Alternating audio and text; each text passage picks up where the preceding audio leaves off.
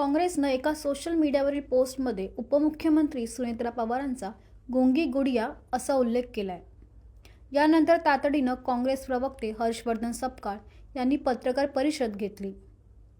सपकाळांनी आपण भूमिकेवर ठाम असल्याचं स्पष्ट केलं, तर धनंजय मुंडेवर जोरदार हल्लाबोल केलाय।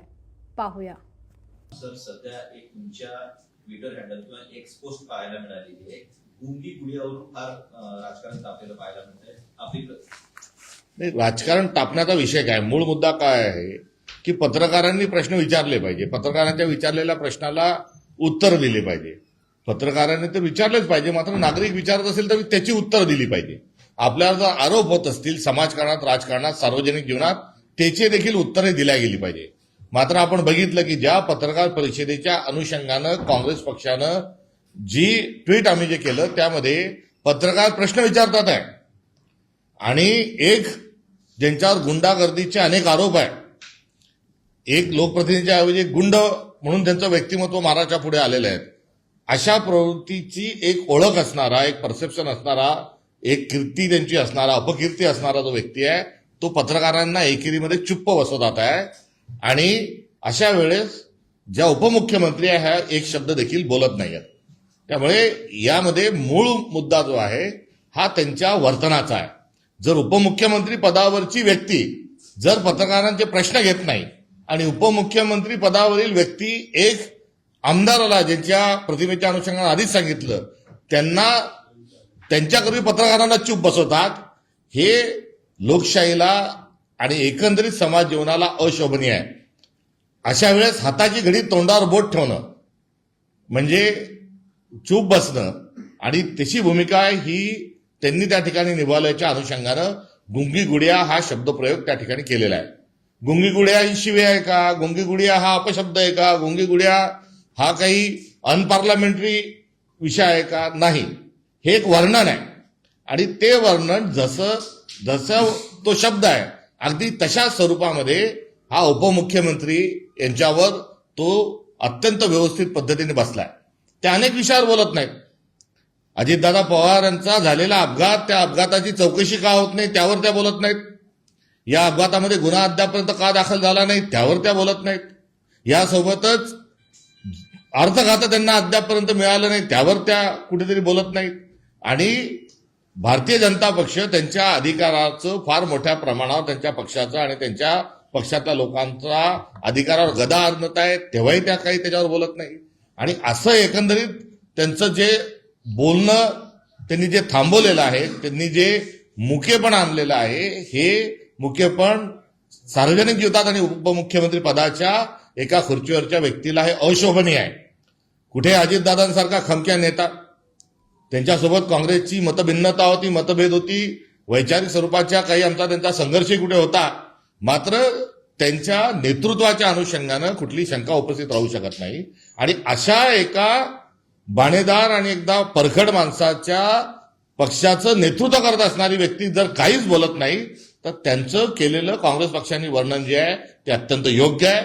या आमच्या टीकेला त्यांनी समजून घ्यावं, त्याच्यावर कुठेही गोंधळ करण्याचा आणि सर्वांनी त्याच्यावर कुठेही आम्हाला शहाणपणा शिकवण्याची कुठे आवश्यकता नाही। मला हेही या निमित्तानं सांगायचं की जेव्हा टीका होते तेव्हा सकारात्मक बघितली पाहिजे। इंदिरा गांधींनाही गुंगी गुडिया एका काळामध्ये म्हटलं गेलं आणि इंदिरा गांधी गुंगी गुडिया नाही, त्याच इंदिरा गांधींनी त्यांच्या कर्तृत्वातून त्या टीकेला उत्तर देत असताना थेट अटल बिहारी वाजपेयी सारख्या माणसालाही त्यांना दुर्गा म्हणावं लागलं।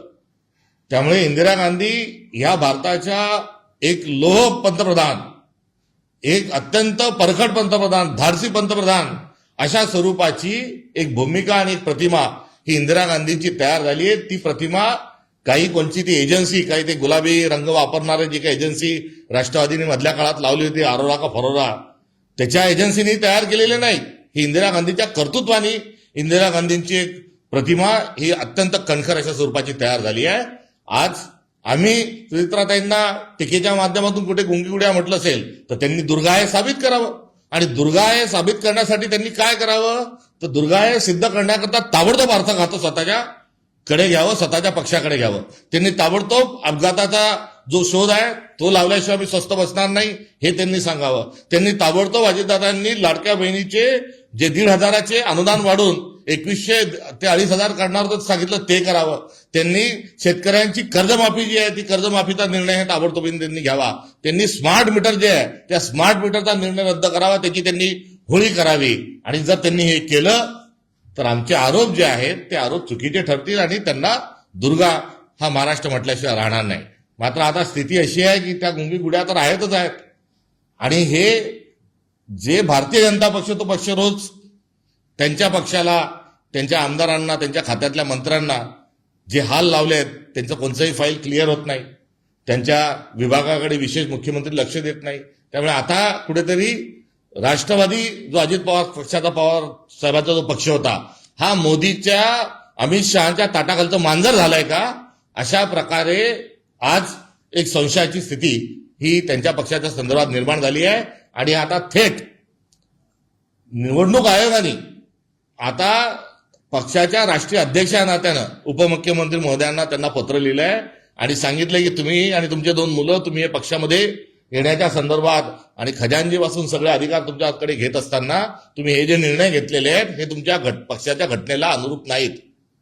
आणि या प्रश्नाचं देखील उत्तर अद्यापपर्यंत त्यांनी दिलेलं नाही. त्यामुळे राजकीय पातळीवर कुठेतरी, माफ करा, नैतिक पातळीवर आणि निवडणूक आयोगाने विचारलेल्या प्रश्नावर जर त्या काहीच बोलत नाही तर गुंडी गुडिया हा त्यांच्यावर केलेला आमच्या पक्षाने जो आरोप आहे तो योग्य आहे. आता राष्ट्रवादी काँग्रेसच्या विरोधात निदर्शने करत आहे आजीवर.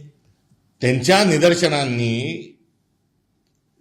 ज्या सुनेत्रा वहिनी ज्या आहेत या कणखर नेतृत्व म्हणून समोर येणार नाही.